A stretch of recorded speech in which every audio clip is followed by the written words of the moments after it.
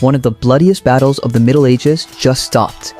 Not because someone won, not because they ran out of arrows, they just stopped to eat. And if you think that sounds weird, what comes next is going to completely change how you see medieval warfare. Let's start with the most obvious thing that nobody actually talks about. A medieval warrior in full armor was carrying between 30 and 55 pounds of iron on his body. Helmet, chainmail, leg plates, shield. This wasn't a costume. This was constant load on every single muscle. Try running in that for an hour in the summer heat. Nobody could.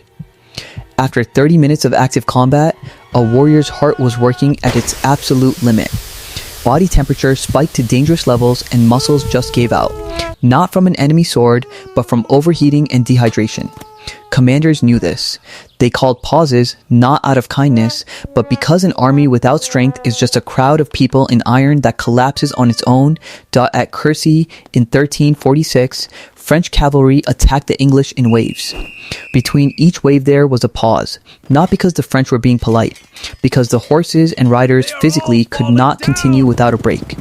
English longbowmen used that time to restock arrows, drink water, catch their breath, and prepare for the next charge.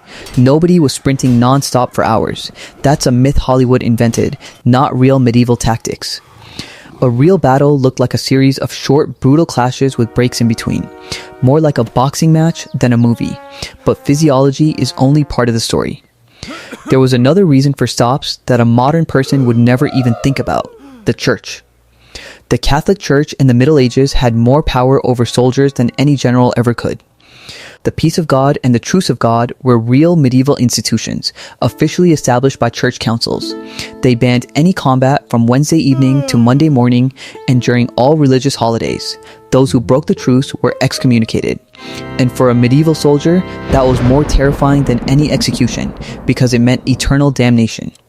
So battles actually stopped on Sundays. Two enemy camps would sit a few hundred yards apart and just wait for Monday. This is not a legend, it is documented in the chronicles of the time. Now let's talk about water. This is a separate and very brutal chapter. The Crusaders at the Horns of Hattin in 1187 didn't stop because they wanted to. They ran out of water in the middle of a march across a scorching plain.